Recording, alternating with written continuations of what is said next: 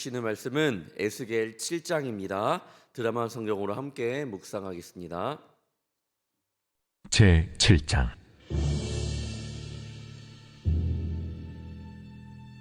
또 여호와의 말씀이 내게 임하여 이르시되, 너 인자야, 주 여호와께서 이스라엘 땅에 관하여 이같이 말씀하셨느니라. 끝났도다. 이 땅 사방 일이 끝났도다. 이제는 내게 끝이 이르렀나니 내가 내 진노를 내게 나타내어 내 행위를 심판하고 내 모든 가정한 일을 보응하리라. 내가 너를 불쌍히 여기지 아니하며 궁휼히 여기지도 아니하고 내 행위대로 너를 벌하여 내 가정한 일이 너희 중에 나타나게 하리니 내가 여호와인 줄을 너희가 알리라. 재앙이로다. 비상한 재앙이로다. 볼지어다. 그것이 왔도다. 끝이 왔도다. 끝이 왔도다. 끝이 너에게 왔도다. 볼지어다. 그것이 왔도다.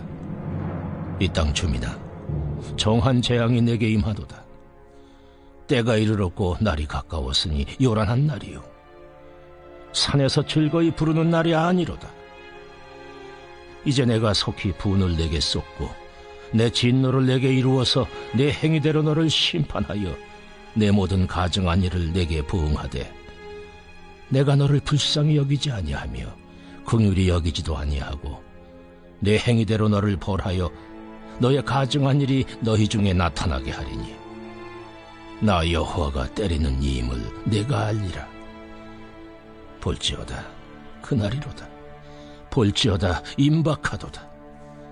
정한 재앙이 이르렀으니 몽둥이가 꽃이 피며 교만이 싹이 났도다. 포악이 일어나서 죄악의 몽둥이가 되었은즉 그들도 그 무리도 그 재물도 하나도 남지 아니하며 그 중에 아름다운 것도 없어지리로다. 때가 이르렀고 날이 가까웠으니 사는 자도 기뻐하지 말고 파는 자도 근심하지 말 것은 진노가 그 모든 무리에게 임함이로다. 파는 자가 살아있다 할지라도 다시 돌아가서 그 판 것을 얻지 못하리니 이는 묵시가 그 모든 무리에게 돌아오지 아니하고 사람이 그 죄악으로 말미암아 자기의 목숨을 유지할 수 없으리라 하였음이로다. 그들이 나팔을 불어 온갖 것을 준비하였을지라도 전쟁에 나갈 사람이 없나니 이는 내 진노가 그 모든 무리에게 이르렀음이라. 밖에는 칼이 있고 안에는 전염병과 기근이 있어서 밭에 있는 자는 칼에 죽을 것이요 성읍에 있는 자는 기근과 전염병에 망할 것이며 도망하는 자는 산 위로 피하여 다 각기 자기 죄악 때문에 골짜기에 비둘기들처럼 슬피 울 것이며 모든 손은 피곤하고 모든 무릎은 물과 같이 약할 것이라. 그들이 굵은 배로 허리를 묶을 것이요 두려움이 그들을 덮을 것이요 모든 얼굴에는 수치가 있고 모든 머리는 대머리가 될 것이며 그들이 그 은을 거리에 던지며 그 금을 오물같이 여기리니 이는 여호와 내가 진노를 내리는 날에 그들의 은과 금이 능히 그들을 건지지 못하며 능히 그 심령을 족하게 하거나 그 창자를 채우지 못하고 오직 죄악의 걸림돌이 되미로다. 그들이 그 화려한 장식으로 말미암아 교만을 품었고 또 그것으로 가증한 우상과 미운 물건을 만들었은즉 내가 그것을 그들에게 오물이 되게 하여 타국인의 손에 넘겨 노략하게 하며 세상 악인에게 넘겨 그들이 약탈하여 더럽히게 하고 내가 또 내 얼굴을 그들에게서 돌이키리니 그들이 내 은밀한 처소를 더럽히고 포악한 자도 거기 들어와서 더럽히리라. 너는 쇠사슬을 만들라. 이는 피 흘리는 죄가 그 땅에 가득하고 포악이 그 성읍에 찼음이라. 내가 극히 악한 이방인들을 데려와서 그들이 그 집들을 점령하게 하고 강한 자의 교만을 그치게 하리니 그들의 성소가 더럽힘을 당하리라. 패망이 이르리니 그들이 평강을 구하여도 없을 것이라. 환난에 환난이 더하고 소문에 소문이 더할 때에 그들이 선지자에게서 묵시를 구하나 헛될 것이며 제사장에게는 율법이 없어질 것이요 장로에게는 책략이 없어질 것이며 왕은 애통하고 고관은 놀람을 옷 입듯하며 주민의 손은 떨리리라. 내가 그 행위대로 그들에게 갚고 그 죄악대로 그들을 심판하리니 내가 여호와인 줄을 그들이 아니라. 아멘. 오늘도 새벽을 깨어 우리 주의 성전에 나온 성도님들을 환영하고 축복합니다. 오늘 에스겔 7장의 말씀을 가지고 함께 말씀을 나눌 텐데, 오늘 1절과 14절 말씀 위에 있는 이 표제를 보면 오늘 본문의 내용이 대충 이런 내용이구나를 알 수 있습니다. 이스라엘의 끝이 다가오다. 이스라엘이 받는 벌. 즉 오늘 본문은 하나님께서 이스라엘을 심판하시는 내용을 담고 있습니다. 그 내용을 보면 다양하게 나오지만 그 주제가 단순하고 아주 명확합니다. 분명히 알아야 될 것은 하나님의 심판은요, 우리를 마음대로 생각하기에, 아주 쉽게 생각하기에 심판을 하는 것이 아닙니다. 하나님의 심판에는 분명한 이유가 있습니다. 하지만 오늘 말씀 가운데 더욱더 우리가 느끼기를 원하는 것은, 하나님은 죄에 대해서도 엄격하시지만 그 심판의 목적은 택한 백성들을 회복하시기 위한 사랑하는 그 하나의 증표이라는 것을 좀 알기를 우리 마음 가운데 새기기를 원합니다. 먼저 1절에서 3절은 심판에 대한 그 서론입니다. 한번 보도록 하겠습니다. 또 여호와의 말씀이 내게 임하여 이르시되 너 인자야, 주 여호와께서 이스라엘 땅에 관하여 이같이 말씀하셨느니라. 끝났도다. 이 땅 사방의 일이 끝났도다.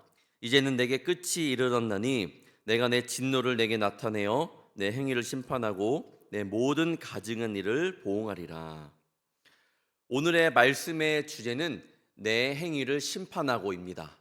너의 행위를 심판하고. 이 주제처럼 에스겔 7장에서는 그러한 내용이 굉장히 많이 반복돼서 나옵니다. 3절 내 행위를 심판하고, 4절 내 행위대로 너를 벌하여, 8절과 9절에도 내 행위대로 너를 벌하여, 그리고 27절에도 그 행위대로 그들에게 갚고라고 말씀하고 있습니다. 너의 행위대로. 이렇게 우리의 행위대로 심판하시겠다고 반복되어 나오는 이유는 분명히 있는 거죠. 아까 말씀드렸던 것처럼 하나님은 우리를 아무렇게나 쉽게 생각해서 심판하시는 분이 절대 아닙니다. 하나님의 심판에는 분명한 이유가 있음을 다시 한번 마음 가운데 새기기를 원합니다. 우리의 모습을 보면 우리는 때때로 그냥 우리 감정에 그런 거에 막 휘말려서 화를 내거나 스트레스 받아서 짜증을 내거나 그럴 때가 많습니다. 이유 없이 우리 감정이 폭발할 때가 너무나도 많습니다. 하지만 우리 하나님은 절대로 그렇지 않다라는 것을 우리는 알아야 합니다. 4절을 보면 내가 너를 불쌍히 여기지 아니하며 긍휼히 여기지도 아니하고 내 행위대로 너를 벌하여 내 가증한 일이 너희 중에 나타나게 하리니 내가 여호와인 줄을 너희가 알리라. 여기서도 내 행위대로 너를 벌하겠다고 말씀하고 있습니다. 그때 나타나는 일이 무엇이라고 말하나요? 내가 여호와인 줄을 너희가 안다고 말씀합니다. 너희 행위대로 심판이 있을 때에 내가 너희의 여호와인 줄을 너희는 알 것이다 라고 말씀합니다.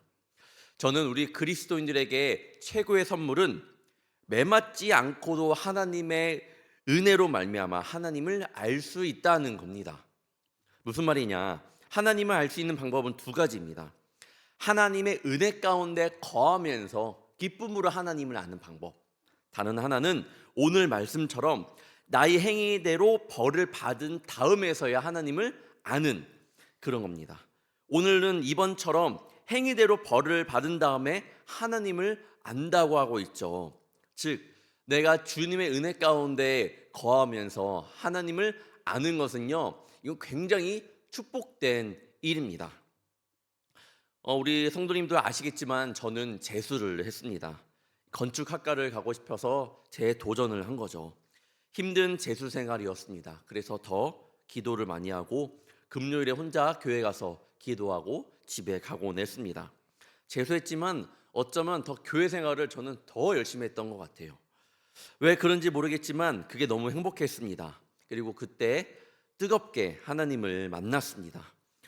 그렇게 재수를 마치고 이제 대학교를 어디 갈지 결정해야 되는 그런 상황이 왔죠. 부모님과 상의 도중에 신학교를 이야기를 하시는 겁니다. 저는 재수할 때 단 한 번도 신학교를 생각해 본 적이 없었거든요. 너무 놀랬죠. 보통 신학교에 오는 학생들은요, 물어보면 대부분 어릴 때부터 부모님의 서원 때문에 억지로 온 친구들도 있고, 중고등부 학생 그런 수련회에서 하나님을 인격적으로 만나 오는 학생들도 많습니다. 당시 저는 신학교 생각도 안 했을 뿐더러 장로교회를 다니고 있었기 때문에 또한 감리교훈을 생각도 못했고, 감신대를 죄송하지만 저는 들어보지도 못했습니다. 아예 정말 처음 듣는 학교였습니다. 저희 어머니 가정이, 그때 알게 된 게, 저희 어머니 가정이 외삼촌을 중심으로 어렸을 적 교회를 개척을 했거든요. 근데 그 교회가 감리교였었던 거예요. 그래서 그러셨는지 일부러 감신대를 좀 추천하셨던 것 같습니다. 그 이후로 감리교회에 대해서 찾아보고 기도하면서 결국 감신대 원서를 넣고 입학을 했는데, 이 말을 왜 하냐, 그때 어머니가 저에게 하신 말씀이 아직까지도 저는 떠오르기 때문입니다. 종이야, 너가 하나님의 일을 감당하는 주의 자녀라면, 하나님께서 널 향한 계획이 있다면 하나님께서 언젠가는 부르실 텐데 너 늦게 오면 매 맞고 와. 저는 이 말씀이, 이 하나 어머니의 말씀이 너무나도 그게 기억이 났고, 그때 그것이 저를 또 움직였던 하나의 그런 하나님께서 제 길을 인도해 주셨던 그런 시간이었던 것 같습니다. 매 맞고 올지 매 안 맞고 올지는 아무도 모릅니다. 사실 아무도 모르지만 저는 제 성격으로는 아마 저는 매를 엄청 맞고 돌아왔을 거다라고 혼자 이렇게 생각을 하고 있습니다. 제가 저를 잘 알거든요. 그래서 가끔씩 기도하다가 주에 가는 길이 쉬운 길은 아니지만 매 맞고 오지 않아서 주님 감사합니다 이렇게 고백할 때가 굉장히 많습니다. 우리 그리스도인들에게 최고의 선물은 매 맞지 않고도 하나님의 은혜를 경험하고 하나님을 알 수 있다라는 겁니다. 그 은혜에 감사하는 우리 성도님들 되시길 축원합니다. 5절에서 7절까지는 심판과 재앙의 날에 대한 긴박성을 표현하고 있습니다. 예루살렘이 기쁨에 넘쳤던 그 소리가 더 이상 들리지 않을 것이라고 이야기를 합니다. 그리고 명확하게 끝이 왔도다, 끝이 너에게 왔도다라고 말씀을 합니다. 또한 8절과 9절에서도 역시 행위대로 심판하시며 벌 주시는 하나님을 반복해서 선포합니다. 8절 9절 보겠습니다. 이제 내가 속히 분을 내게 쏟고 내 진노를 내게 이루어서 내 행위대로 너를 심판하여 내 모든 가증한 일을 내게 보응하되 내가 너를 불쌍히 여기지 아니하며 긍휼히 여기지도 아니하고 내 행위대로 너를 벌하여 너의 가증한 일이 너희 중에 나타나게 하리니 나 여호와가 때리는 이임을 내가 알리라. 하나님의 심판이 있을 때에 하나님께서 때리시는 이임을 또한 알게 된다고 말씀합니다. 여기 계신 누구나 살아오면서 하나님께 맞은 경험이 있을 겁니다. 그런 경험이 있다라면 하나님의 자녀라는 또한 그런 것이 되겠죠. 지금은 체벌이 많이 적어지긴 했지만 어릴 적 부모님에게 참으로 많이 맞으면서 자랐습니다. 그렇다고 부모님을 미워하지 않죠. 왜냐하면 우리를 미워해서 벌을 주신 것이 아니라 사랑해서 벌을 주신 것이기 때문임을 우리는 알기 때문입니다. 하나님에게 맞는다라는 것은요, 여러 가지가 있을 수 있겠죠. 다치거나 사고를 당할 수 있고 마음의 상처를 입는 경우도 있고 실수와 실패를 경험할 때도 있습니다. 하지만 우리는 그러한 경험을 통해 우리는 다시금 하나님의 자녀임을 돌아볼 수 있는 계기가 될 수 있습니다. 나에게 그런 경험이 있다면 하나님께서는 우리의 관계를 바르게 세우시기 위한 일임을 고백하며 하나님의 사랑에 의한 것임을 고백하며 나아가는 우리 성도님들 되시길 바랍니다. 10절부터 14절까지도 비슷한 맥락에서 재앙과 심판의 날이 다가옴을 반복적으로 설명하고 있습니다. 여기에서 몽둥이가 꽃을 피며라는 그런 말씀이 있는데, 이 표현은 바벨론의 느부갓네살을 의미합니다. 바벨론의 왕은 주변국들을 차례대로 무너뜨리고 교만이 하늘을 찌르게 되었습니다. 하지만 그 역시 하나님이 사용하신 도구였다라는 것을 우리는 알아야 합니다. 14절부터 27절까지는 이스라엘이 받게 될 그런 벌에 대해서 좀 더 구체적으로 말씀하고 있습니다. 14절에는 나팔을 불어 전쟁을 준비해도 전쟁에 나갈 사람이 없다라고 말씀하고 있고, 15절에는 밖에는 칼이 있고 안에는 전염병과 기근이 있어서 칼에 죽고 기근과 전염병에 망할 것이라고 말씀하고 있습니다. 16절에는 도망하는 자는 산 위로 피하여 가지만 자기 죄악 때문에 슬피 울게 된다고 말씀하고 있고요. 17절에는 모든 손은 피곤하고 모든 무릎이 물과 같이 약하게 된다고 말씀하고 있습니다. 뭔가요? 바로 죄의 마지막의 모습을 보여줍니다. 우리가 죄를 지을 때는요, 참 재밌고 행복합니다. 죄는 그렇게 우리를 유혹하거든요. 하지만 죄의 마지막의 모습은요, 처절함밖에 남지 않음을 우리는 말씀을 통해 알 수 있습니다. 결국 18절에는 두려움이 있을 것이고 모든 얼굴에 수치가 있음을 말하며 이어서 19절을 보겠습니다. 그들이 그 은을 거리에 던지며 그 금을 오물같이 여기리니 이는 여호와 내가 진노를 내리는 날에 그들의 은과 금이 능히 그들을 건지지 못하며 능히 그 심령을 족하게 하거나 그 창자를 채우지 못하고 오직 죄악의 걸림돌이 되미로다. 19절에는 하나님께 받는 벌로 인해 그들이 사랑하던 재물을 아주 천하게 여기게 된다고 말씀합니다. 은을 거리에 던지고 금을 오물같이 여기게 된다고 말씀합니다. 20절에는 화려한 장식들, 세상의 화려한 것들이 오물이 되게 한다고 말씀하고 있습니다. 내가 그토록 사랑하고 이 돈을 벌려고 하는 모든 것들의 무가치함을 말씀합니다. 뿐만 아니라 이 모든 물질은 하나님 앞에서는 아무것도 아님을 이 시간 마음 가운데 우리는 새겨야 합니다. 그토록 내가 사랑하는 물질, 이 세상을 돌아가게 하는 물질은요, 하나님 앞에서 결단코 아무것도 아니고 그것들은 우리를 지켜주는 것 같지만 실상 지켜주는 것은 아닙니다. 반대로 말하면 나에게 조금 물질이 없어도, 화려함이 없어도 하나님을 믿는 강한 믿음이 있는 자는 하나님께서 반드시 부족함 없이 이끌어 가신다라는 그런 말씀으로 우리는 볼 수 있습니다.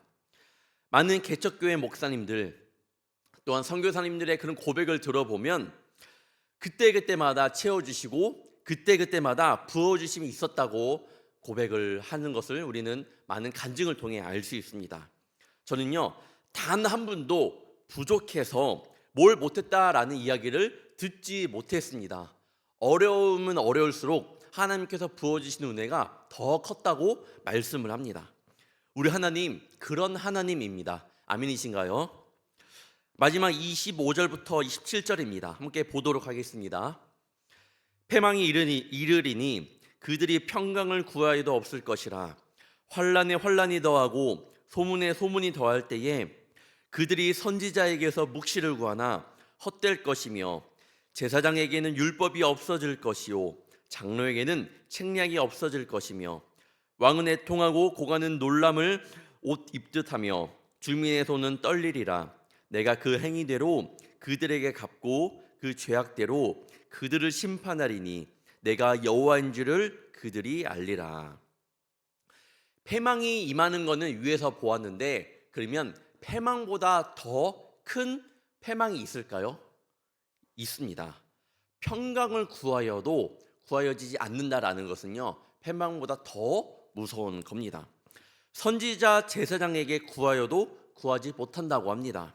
장로에게는 책량이 없다고 합니다. 무엇인가요? 하나님께서는 그들의 세상적인 것들만 거두어 가시는 것이 아닙니다. 금과 은 같은 것만 오물로 여기게 만드는 것이 아니라 하나님께서는 그때에 이스라엘에게 베풀어 주셨던 그런 특별한 은혜와 자비까지 거두어 가심을 의미합니다. 이는요, 패망보다 더 무서운 겁니다. 하나님의 자녀에게 하나님의 은혜와 하나님의 자비를 거두어 간다라는 것은요, 하나님의 최후 통첩입니다. 자연스러운 것이 아닙니다. 이거는 정말로 심각한 겁니다. 그렇다면 내가 지금 하나님의 음성을 듣기를 원하지 아니하고 노력하지 아니하고 말씀을 보지 않는다면요, 내가 우상 숭배를 섬기지 않는다 하더라도요, 이는 굉장히 영적으로 심각한 위기라는 것입니다.